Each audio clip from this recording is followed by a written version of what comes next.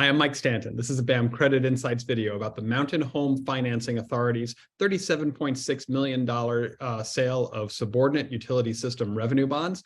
I'm here with Managing Vice President Mark Capell from BAM's West Region Public Finance Group, the underwriter on this transaction. He'll talk a little bit more about the deal. Thanks for being here today, Mark. Thanks, Mike. We're here to talk about the Mountain House Community Services District, located in western San Joaquin County, about 70 miles east of downtown San Francisco. Mountain House is a master plan development which began all the way back in 1996 and consists of about 4,053 acres. The bulk of that, about 2,600 acres, is residential development. About 674 are slated for commercial and industrial, and about 760 acres are open space, recreation, resource conservation areas. At build out, they estimate a population of about 44,000. As of 2022, the population is about 27,270. To date, there are about 7,000 homes and 600,000 square feet of commercial space, along with some elementary schools and a high school.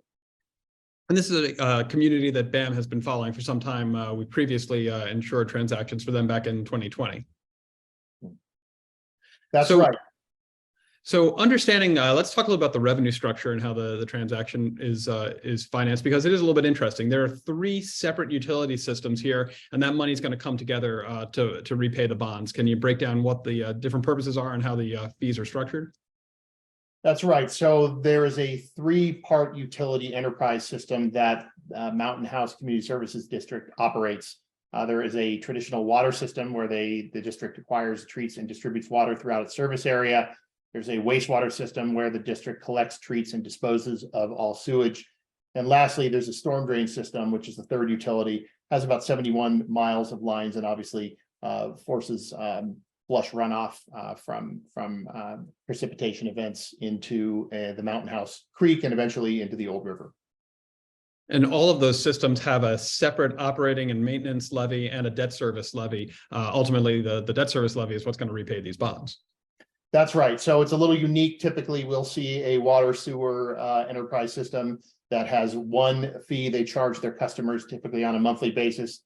Mountain House, for a variety of sort of historical reasons, has a separate levy, one for their water and wastewater O&M, and one for their water, wastewater, and storm drain system debt service. And it is the debt service levy that is pledged to pay debt service on the bonds.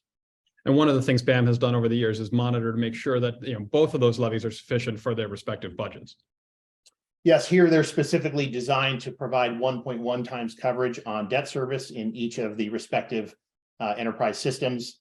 And we obviously focus closely on delinquency rates in systems like this, and utility delinquency rates were very, very low at just 0.01%. What other economic indicators do you look towards to figure out the capacity to repay the bonds?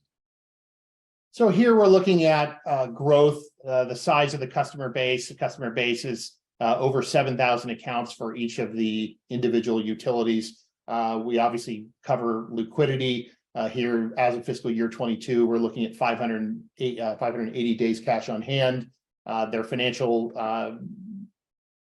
performance has been really strong throughout, and not just in the utility system, but their general fund is also a very, very strong entity in its own right. And the last thing we'll talk about is these bonds do carry the BAM Green Star designation because the proceeds are all going to actually new projects to enhance the water, sewer, and stormwater systems, all of which are qualifying uses under the International Capital Market Association Green Bond Principles. That's correct. Great. Well, thanks for your time today, Mark. Thanks for talking about this interesting growing community in California, and we'll talk soon. Thank you, Mike.